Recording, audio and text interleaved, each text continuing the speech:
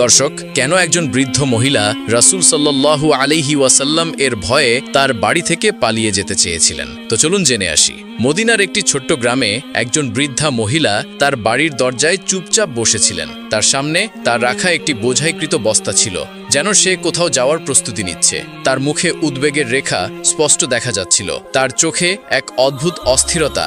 সে বারবার এদিক ওদিক তাকিয়ে রইল, যেন সে কোনো ভয়ে পালিয়ে যেতে চায়। ধীরে ধীরে সে উঠে বস্তাটি তুলে নেয় এবং হাঁটতে শুরু করে। তার পা থমকে যাচ্ছিল।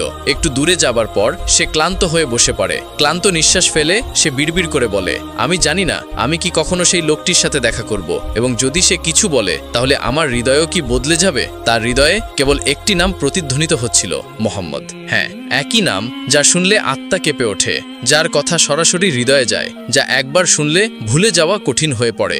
বৃদ্ধার চোখে ভয় ছিল। আমি আর এই শহরে থাকার কথা ভাবতেও পারছি না। যত তাড়াতাড়ি সম্ভব আমাকে এই জায়গা ছেড়ে চলে যেতে হবে। সে উঠে ধীরে ধীরে হাঁটতে থাকে, কিন্তু তার মুখে অস্থিরতা তখনও ছিল। তার মনে এখনো প্রশ্ন ছিল, সে কখনো মুহাম্মদ সাল্লাল্লাহু আলাইহি ওয়াসাল্লাম এর সাথে দেখা করেনি, কিন্তু তার নাম নিজেই তার আত্মায় আলোড়ন সৃষ্টি করেছিল। এই নামে এমন কি শক্তি ছিল যে যদি কেউ তার সাথে দেখা করে তবে এটি একজনের জীবন বদলে দিতে পারে, এবং যদি কেউ তার সাথে দেখা না করে তবুও এটি হৃদয়ের গভীরে কোথাও স্পর্শ করে। ঠিক সেই মুহূর্তে রাসূলুল্লাহ সাল্লাল্লাহু আলাইহি ওয়াসাল্লাম সেই রাস্তা দিয়ে যাচ্ছিলেন। তিনি সেই বৃদ্ধা মহিলাকে দেখতে পেয়ে থামলেন। তিনি বুঝতে পারলেন যে এই মহিলা কোথাও যাওয়ার প্রস্তুতি নিচ্ছেন, কিন্তু তাকে খুব দুর্বল দেখাচ্ছিলেন এবং তার বস্তাটি ভারী ছিল। নবীজি নরম এবং মায়ার কণ্ঠে বললেন, আম্মা জান, আপনি কোথায় যাচ্ছ? বৃদ্ধা মহিলাটি একটু চমকে উঠলেন। তিনি কয়েক মুহূর্ত তার দিকে তাকিয়ে বললেন, বাবা, আমি এই শহর ছেড়ে যাচ্ছি। এখানে থাকা নিরাপদ নয়। এখানে একজন জাদুকর এসেছে। সে তার কথা দিয়ে মানুষের হৃদয় আকর্ষণ করে। আমি চাই না আমার সাথেও একই ঘটনা ঘটুক।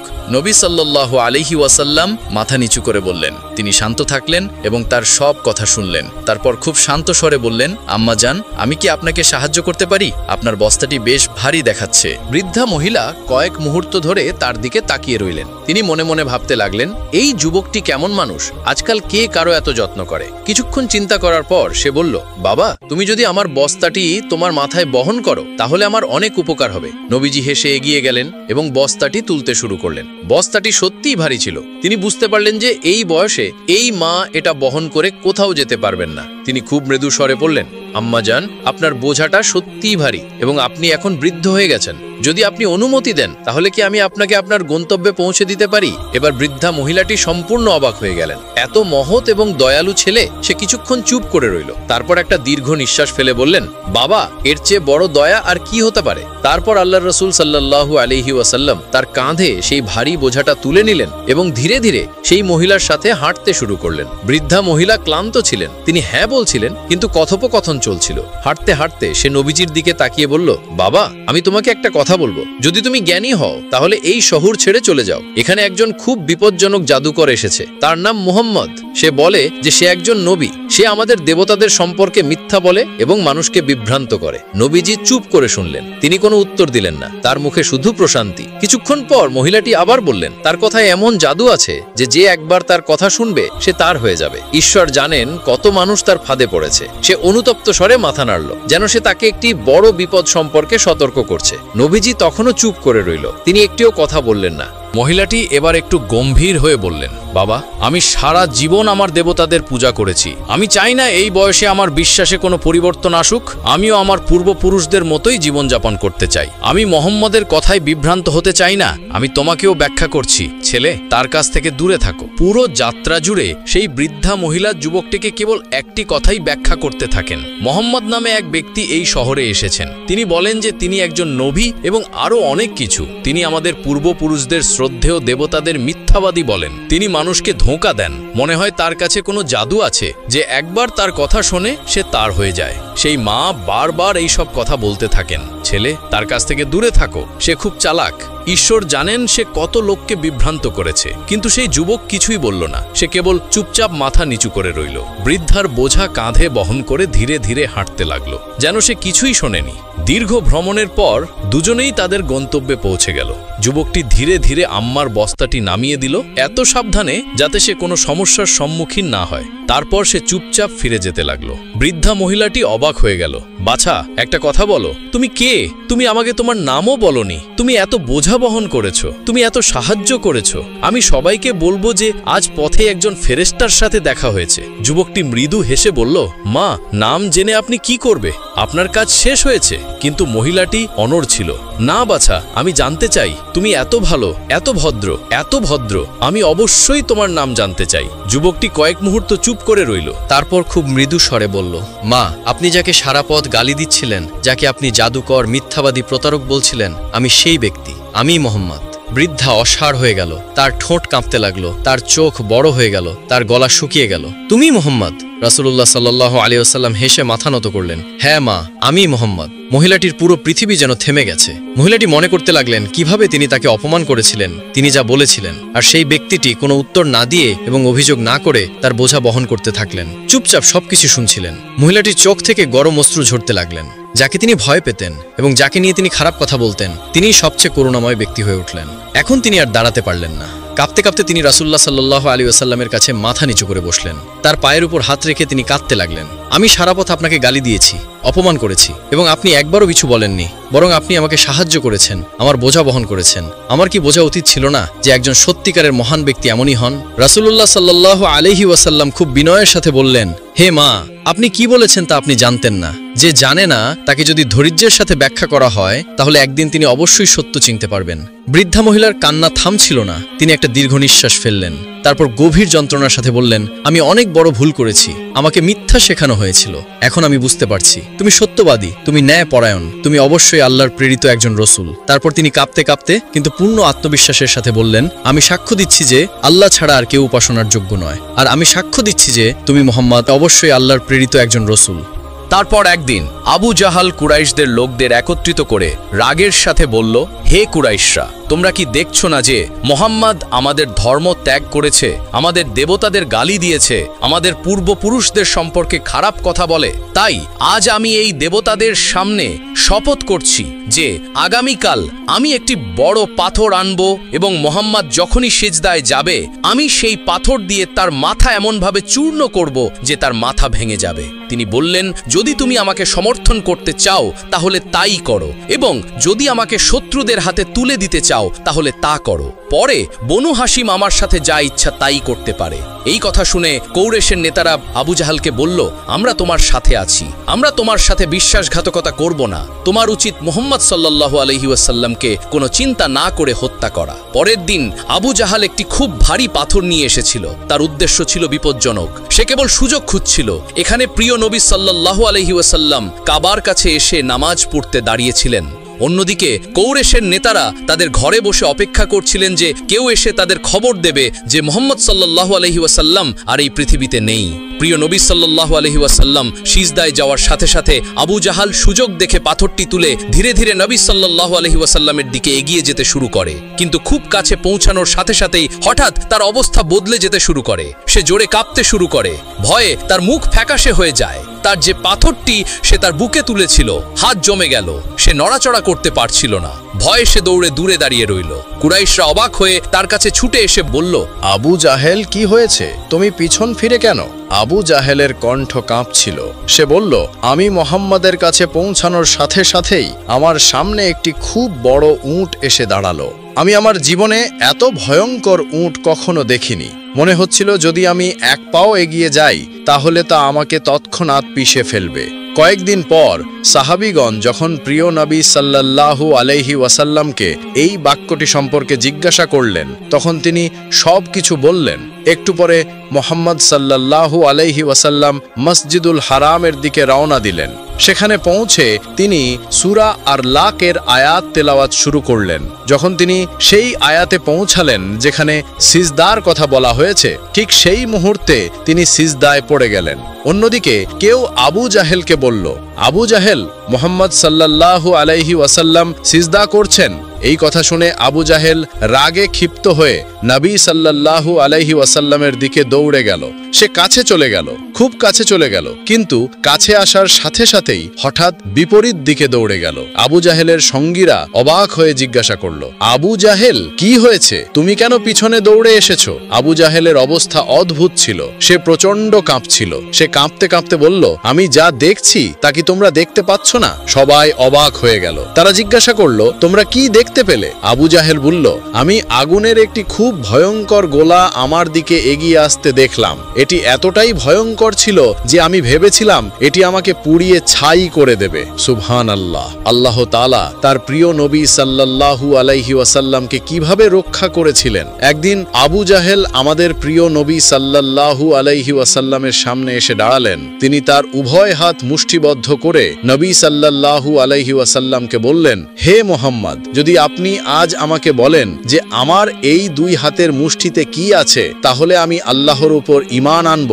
আমি আপনাকে আল্লাহর নবী হিসেবে গ্রহণ করব এবং কালেমা পাঠ করে মুসলিম হব। প্রিয় নবী সাল্লাল্লাহু আলাইহি ওয়াসাল্লাম খুব সহজ এবং সততার সাথে উত্তর দিলেন, হে চাচা, আপনার মুষ্টিতে কি আছে তা আমি বলতে পারছি না, কারণ অদৃশ্যের জ্ঞান কেবল আমার প্রভু আল্লাহর কাছেই আছে। এই কথা শুনে আবু জাহেল হাসতে লাগলো, যেন সে মজা করছে। কিন্তু তারপর নবী সাল্লাল্লাহু আলাইহি ওয়াসাল্লাম বললেন, ঠিক আছে চাচা, যদি আপনার মুষ্টিতে যা আছে তা আমার নবুয়তের সাক্ষ্য দেয়, তাহলে আপনি কি বিশ্বাস করবেন? আবু জাহেল বলল, যদি এমনটা হয় তাহলে এর চেয়ে ভালো আর কি হতে পারে? ব্যাপারটা একেবারে স্পষ্ট হয়ে যাবে, এসো দেখাও। এরপর প্রিয় নবী সাল্লাল্লাহু আলাইহি ওয়াসাল্লাম আবু জাহেলের মুষ্টির দিকে তাকিয়ে বললেন, হে তোমার মুষ্টিতে যা আছে, যদি তুমি আমার নবুয়তের সাক্ষ্য দিতে পারো তাহলে তা করো। সাথে সাথে আবু জাহেলের মুষ্টিতে থাকা পাথরগুলো জোরে জোরে বলতে লাগলো। তারা তাদের জিহ্বা দিয়ে বলতে লাগলো, হে আল্লাহর রাসূল, আপনি একজন সত্য নবী, আপনি আল্লাহর প্রেরিত নবী, এতে কোনো সন্দেহ নেই। সুবহানাল্লাহ। কি অদ্ভুত দৃশ্য ছিল! আবু জাহেলের চোখের সামনে পাথরগুলো দুরূদ শরীফ পাঠ করছিল এবং নবী সাল্লাল্লাহু আলাইহি ওয়াসাল্লামের নবুয়তের ঘোষণা দিচ্ছিল। কিন্তু আফসোস, আল্লাহর মোহর ইতিমধ্যেই হৃদয়ে লাগানো ছিল। আবু জাহেল ভয় পেয়ে পাথরগুলো মাটিতে ছুঁড়ে মারল এবং রেগে বলল, ভাতিজা মোহাম্মদ, আমি জানতাম না যে তুমি এত বড় জাদুকর। আমি কেবল মানুষের কাছ থেকে শুনেছিলাম, আজ আমি নিজের চোখে দেখেছি তুমি কি করতে পারো। আর এই কথা বলে আবু জাহেল সেখান থেকে পালিয়ে গেল। সুবহানাল্লাহ। হাদাস নামে এক গ্রামে রুকানা নামে একজন বিখ্যাত কুস্তিগীর বাস করতেন, যিনি অত্যন্ত শক্তিশালী এবং বিশাল দেহের অধিকারী ছিলেন। সেই যুগে রুকানার সবচেয়ে শক্তিশালী ব্যক্তি হিসেবে বিবেচনা করা হতো, কারণ কুস্তিতে কেউ তার সামনে দাঁড়াতে পারত না। প্রতিটি ম্যাচেই মানুষ তার শক্তির সামনে পরাজয় মেনে নিত। তার সাহসিকতা এবং শক্তি নিয়ে সর্বত্র আলোচনা হতো। একদিন রুকানা তার গ্রামের কিছু লোকের সাথে কুস্তির কথা বলছিলেন। এমন সময় একজন অপরিচিত ব্যক্তি সেখানে এসে সকলকে সম্বোধন করে বলল, তোমরা কি জানো যে মক্কায় একজন নবী এসেছেন, তার নাম মুহাম্মদ সাল্লাল্লাহু আলাইহি ওয়াসাল্লাম। তিনি আল্লাহর সত্য রসূল এবং আকাশ থেকে তার উপর কোরআন নাজিল হয়েছে। তার কথা শুনে অনেকেই ইসলাম গ্রহণ করছে। সেই ব্যক্তির কথা শুনে সেখানে উপস্থিত মানুষের মধ্যে আলোড়ন সৃষ্টি হয়। সবাই বলেছিল যে আমাদেরও তার সাথে দেখা করা উচিত এবং তার কথা শোনা উচিত। রুকানা ভাবনায় পড়ে গেল এবং কিছুক্ষণ পর বলল, যদি সে সত্যিই আল্লাহর প্রেরিত নবী হয় তাহলে আমাকে তার সাথে কুস্তি করতে হবে। যদি আমি তাকে পরাজিত করি তাহলে প্রমাণিত হবে যে সে কেবল একজন সাধারণ মানুষ। এই ভেবে রুকানা পালোয়ান তার বাড়িতে ফিরে গেল। তার ইয়াজিদ নামে একটি ছেলে ছিল। সেও তার বাবার মতো খুব শক্তিশালী ছিল এবং কোনো খেলাতে সে কখনো পরাজয় মেনে নেয়নি। রুকানা তার ছেলেকে বলল, আমি শুনেছি যে মক্কায় মুহাম্মদ সাল্লাল্লাহু আলাইহি ওয়াসাল্লাম নামে একজন ব্যক্তি আছেন যাকে লোকেরা একজন মহান জাদুকর বলে। তাই আমি মক্কায় গিয়ে তার সাথে দেখা করার এবং তার সাথে কুস্তি করার কথা ভাবছি। এই কথা শুনে তার ছেলে ইয়াজিদ বলল, বাবা, আমিও আপনার সাথে মক্কায় যাব, আমিও দেখতে চাই যে সে আসলে কে। কয়েকদিন পর রুকানা এবং তার ছেলে ইয়াজিদ মুহাম্মদ সাল্লাল্লাহু আলাইহি ওয়াসাল্লামের সাথে দেখা করার জন্য মক্কার উদ্দেশ্যে রওনা হলেন। দীর্ঘ ভ্রমণের পর জ্বলন্ত মরুভূমি পেরিয়ে তারা অবশেষে মক্কায় পৌঁছে গেল। কিন্তু মক্কায় পৌঁছে রুকানা অনুভব করলেন যে তার হৃদয়ে এক অদ্ভুত শান্তি প্রবেশ করেছে। তিনি আরও অনুভব করলেন যে মক্কাবাসীদের মুখে এক ভিন্ন রকমের উজ্জ্বলতা বিরাজ করছে। মনে হচ্ছিল যেন এই শহরের পরিবেশ আল্লাহর রহমতের সুবাসে ভরে উঠছে। মক্কার পরিবেশ দেখে রুকানা তার ছেলেকে বললেন, তিনি ইয়াজিদকে বললেন, হে পুত্র ইয়াজিদ, আমার মনে হয় এই জায়গাটি খুবই সুন্দর। আমার ভেতরে এক অনন্য শান্তি অনুভব হচ্ছে। ইয়াজিদও মাথা নাড়িয়ে বললেন, বাবা, আমিও একই অনুভূতি অনুভব করছি। এত শান্তি এবং এত আনন্দময় পরিবেশ আমি আগে কখনো দেখিনি। একই সাথে তিনি কিছু লোককে দেখতে পেয়ে তাদের কাছে গিয়ে জিজ্ঞাসা করলেন, আপনি কি আমাদের বলতে পারেন আমরা মুহাম্মদ সাল্লাল্লাহু আলাইহি ওয়াসাল্লামকে কোথায় পাবো? লোকেরা উত্তর দিল, আপনি কে এবং কোথা থেকে এসেছেন? রোকানা বলল, আমার নাম রোকানা, আমি অনেক দূর থেকে এসেছি এবং আমি একজন বিখ্যাত কুস্তিগীর। এই কথা শুনে লোকেরা বলল, আমাদের নবী মুহাম্মদ সাল্লাল্লাহু আলাইহি ওয়াসাল্লাম আল্লাহর প্রেরিত একজন রাসূল এবং এই সময়ে মসজিদে উপস্থিত আছেন। এই কথা শুনে রোকানা এবং ইয়াজিদ মসজিদের দিকে এগিয়ে গেলেন। যখন তারা মসজিদে প্রবেশ করলো তখন তারা একজন শান্ত ও উজ্জ্বল মুখ নিয়ে ব্যক্তিকে বসে থাকতে দেখল। তার মুখে এমন হাসি ছিল যে হৃদয় প্রশান্ত হয়ে উঠল। মনে হচ্ছিল যেন তিনি সবাইকে স্বাগত জানাচ্ছেন। রোকানা মনোযোগ সহকারে তাকাল এবং বুঝতে পারল যে এই সেই ব্যক্তি যার সম্পর্কে সে শুনেছিল। সে তার কাছে গেল এবং তাকে শ্রদ্ধার সাথে সালাম করল। এই কাজ করতে করতে সে বলল, হে মোহাম্মদ, আপনি কি সেই ব্যক্তি যার সম্পর্কে আমি মানুষের কাছ থেকে শুনেছি? লোকেরা বলে যে আপনি আল্লাহর প্রেরিত একজন রাসূল। মুহাম্মদ সাল্লাল্লাহু আলাইহি ওয়াসাল্লাম খুব নরম স্বরে উত্তর দিলেন, হ্যাঁ, আপনি ঠিকই শুনেছেন, কিন্তু আপনি কে এবং আপনি কোথা থেকে এসেছেন? রোকানা গর্বের সাথে বলল, আমি অনেক দূর থেকে আপনার খুঁজে এসেছি। আমার নাম রোকানা এবং আমি এই যুগের সবচেয়ে শক্তিশালী কুস্তিগির। আজ পর্যন্ত আমি কখনো কোনো কুস্তিতে পরাজয় স্বীকার করিনি। রাসূল পাক সাল্লাল্লাহু আলাইহি ওয়াসাল্লাম মুচকি হেসে বললেন, রোকানা, আগে বসো, তারপর তোমার কথা বলবো। রোকানা ভাবতে লাগলো, এই লোকটা আমার সাথে কি নিয়ে কথা বলতে চায়। তারপর মুহাম্মদ সাল্লাল্লাহু আলাইহি ওয়াসাল্লাম খুব নরম স্বরে বললেন, রোকানা, আল্লাহকে ভয় করো। তোমার শরীরের যে শক্তি আছে তা সেই আল্লাহই দিয়েছেন, যিনি তোমাকে এত বড় কুস্তিগির বানিয়েছেন। সেই মহান আল্লাহর সামনে মাথা নত করো, তার উপর বিশ্বাস রাখো এবং আমাকে তার রাসূল মনে করো। রোকানা অবাক হয়ে বলল, সে বলল, হে মুহাম্মদ, তুমি কি বলছো? আমি এখানে কেবল কুস্তি করতে এসেছি। আমি শুনেছি যে তুমি আল্লাহর প্রেরিত একজন রাসূল এবং তোমার কিছু বিশেষ ক্ষমতা আছে। তাই আমি ভেবেছিলাম যে তোমার সাথে আমার কুস্তি করা উচিত, কিন্তু তুমি আমাকে ইসলাম গ্রহণ করতে বলছো। মায়ার নবী মুহাম্মদ সাল্লাল্লাহু আলাইহি ওয়াসাল্লাম মৃদু স্বরে বললেন, রোকানা, তুমি আমার সাথে কুস্তি করতে চাও, কিন্তু এটা আমার কাজ নয়। কুস্তি করা কুস্তিগীরদের কাজ এবং আমি কুস্তিগীর না। রোকানা হেসে বলল, হে মুহাম্মদ, আমি এখানে এসব শুনতে আসিনি। আমি শুনেছি যে তুমি খুব শক্তিশালী এবং তুমি জাদুও জানো। যদি তুমি সত্যিই আল্লাহর রাসূল হও, তাহলে তোমার শক্তি দিয়ে কুস্তিতে আমাকে পরাজিত করো। মুহাম্মদ সাল্লাল্লাহু আলাইহি সাল্লাম হেসে বললেন, রোকানা, তুমি এত জেদি, তাই আমি এক শর্তে তোমার সাথে কুস্তি করতে প্রস্তুত। রোকানা কৌতূহলী হয়ে জিজ্ঞাসা করলেন, শর্ত কি? নবী সাল্লাল্লাহু আলাইহি সাল্লাম বললেন, যদি তুমি আমার কাছে কুস্তির খেলায় হেরে যাও, তাহলে তোমাকে ইসলাম গ্রহণ করতে হবে এবং আমাকে আল্লাহর প্রেরিত রাসূল হিসেবে মেনে নিতে হবে। এই কথা শুনে রোকানা ভাবছিল, এই সাধারণ মানুষটি কিভাবে আমাকে পরাজিত করতে পারে? এই সাধারণ মানুষটি আমার প্রশস্ত বুক, শক্তিশালী হাত পা এবং আশ্চর্যজনক শক্তির সামনে দাঁড়াতে পারবে না। আমি বিশ্বের সবচেয়ে শক্তিশালী কুস্তিগির এবং আজ পর্যন্ত কেউ আমাকে হারাতে পারেনি। সে একজন কুস্তিগিরও নয়, তাহলে সে আমার সাথে কিভাবে কুস্তিতে পারবে? এই কথা ভেবে রোকানা মুহাম্মদ সাল্লাল্লাহু আলাইহি সাল্লামকে উপহাস করে গর্বিত সুরে বলল, ঠিক আছে, আমি তোমার শর্ত মেনে নিচ্ছি। যদি তুমি আমাকে পরাজিত করো, তাহলে আমি তোমাকে আল্লাহর রাসূল হিসেবে গ্রহণ করব এবং ইসলাম গ্রহণ করব। এরপরে কুস্তির জন্য একটি বড় মাঠ প্রস্তুত করা হয়েছিল। মক্কা এবং আশেপাশের অঞ্চলের লোকেরা এই খেলা দেখতে ভিড় জমায়। সবাই জানতে আগ্রহী ছিল কি হবে। লোকেরা জানতো যে রোকা তার শক্তির জন্য বিখ্যাত ছিল, কিন্তু তারা দেখতেও চেয়েছিল যে মুহাম্মদ সাল্লাল্লাহু আলাইহি ওয়াসাল্লাম কিভাবে লড়াই করবেন। তারপর সঠিক সময়ে লড়াই শুরু হয়। দয়ালু নবী মুহাম্মদ সাল্লাল্লাহু আলাইহি ওয়াসাল্লাম এবং রোকানা মাঠে প্রবেশ করলেন। রোকানা আক্রমণ করার জন্য এগিয়ে গেলেন, কিন্তু তারপর রাসূলুল্লাহ সাল্লাল্লাহু আলাইহি ওয়াসাল্লাম সহজেই রোকাকে ধরে ফেললেন এবং এক ঝটকায় তাকে তুলে মাটিতে ফেলে দিলেন। রোকানা বিশ্বাস করতে পারছিলেন না যে তিনি এত সহজেই পড়ে গেলেন। তিনি নিজেকে ধরে রাখার চেষ্টা করলেন, কিন্তু তিনি অনুভব করলেন যে তার অর্ধেক শক্তি শেষ হয়ে গেছে। রাসূলুল্লাহ সাল্লাল্লাহু আলাইহি ওয়াসাল্লাম হাসি মুখে বললেন, হে রোকানা, তুমি হেরে গেছো। তুমি কি এখনো যুদ্ধ চালিয়ে যেতে চাও? কেন তুমি তোমার পরাজয় মেনে নিয়ে ইসলাম গ্রহণ করছো না? কিন্তু অহংকারী রোকানা বলল, না, এটা কেবল একটি কাকতালীয় ঘটনা। আমাকে আরেকটি সুযোগ দাও, এবার আমি তোমাকে পরাজিত করব। রাসূলুল্লাহ সাল্লাল্লাহু আলাইহি ওয়াসাল্লাম বললেন, ঠিক আছে, আমি তোমাকে আরেকটি সুযোগ দিচ্ছি, কিন্তু এবারও যদি তুমি হেরে যাও, তাহলে তোমাকে তোমার পরাজয় মেনে নিয়ে ইসলাম গ্রহণ করতে হবে। লোকদের দৃষ্টি আবার যুদ্ধের দিকে নিবদ্ধ ছিল। রোকানা এবার তার সমস্ত শক্তি প্রয়োগ করে নবী সাল্লাল্লাহু আলাইহি ওয়াসাল্লামকে যে কোনো মূল্যে পরাজিত করার জন্য সর্বার্থক চেষ্টা করলেন, কিন্তু আক্রমণ করার জন্য সে এগিয়ে আসার সাথে সাথেই দয়ালু নবী আবার তাকে তুলে মাটিতে ফেলে দেন। রোকানাকে আবারও পরাজয়ের মুখোমুখি হতে হয়। রাসূলুল্লাহ সাল্লাল্লাহু আলাইহি ওয়াসাল্লাম বলেন, হে রোকানা, তুমি কি এখনো যুদ্ধ চালিয়ে যেতে চাও? সে বিশ্বাস করতে পারছিল না। বিশ্বাস করো যে আল্লাহ আমাকে সত্য দিয়ে পাঠিয়েছেন, এখনো সময় আছে, বিশ্বাস রাখো। কিন্তু রোকানা অহংকার তাকে হার মানতে দিচ্ছিল না। রোকানা মনে মনে ভাবছিল, আমি কখনো কারো কাছ থেকে কুস্তিতে পরাজয় মেনে নেইনি, তাহলে এটা কিভাবে সম্ভব যে আমি এমন একজন ব্যক্তির কাছে হেরে যাব যে একজন কুস্তিগিরও নয়? তাই সে আবার নবী সাল্লাল্লাহু আলাইহি ওয়াসাল্লামকে বলল, আমাকে শেষ সুযোগ দাও। আমাদের নবী সবার জন্য রহমতের উৎস। তিনি আবার তাকে সুযোগ দিলেন। তৃতীয়বারের মতো যুদ্ধ শুরু হলো। এবার রোকা তার সমস্ত শক্তি ব্যবহার করলো, কিন্তু আক্রমণ করার জন্য এগিয়ে আসার সাথে সাথেই নবী সাল্লাল্লাহু আলাইহি ওয়াসাল্লাম আবার তাকে তুলে মাটিতে ফেলে দিলেন। এখন রোকানা উঠে দাঁড়ানোর চেষ্টা করছিল, কিন্তু তার শক্তি শেষ হয়ে গেছে। সে বুঝতে পারল যে মুহাম্মদ সাল্লাল্লাহু আলাইহি ওয়াসাল্লাম একজন সাধারণ ব্যক্তি নন, বরং আল্লাহর প্রেরিত একজন সত্য রাসূল এবং ইসলামী সর্বোত্তম ধর্ম। রোকানা বলল, হে আল্লাহর নবী, এখন আমি নিশ্চিত যে আপনি সত্যিই আল্লাহর রসুল এবং ইসলামী সত্য ধর্ম। আমি আপনাকে নবী হিসেবে গ্রহণ করব এবং আল্লাহর উপর ঈমান আনব। রুকানা যখন ইসলাম গ্রহণ করলেন তখন রাসূলুল্লাহ সাল্লাল্লাহু আলাইহি ওয়াসাল্লাম বললেন, এখন তুমি সত্য বুঝতে পেরেছো।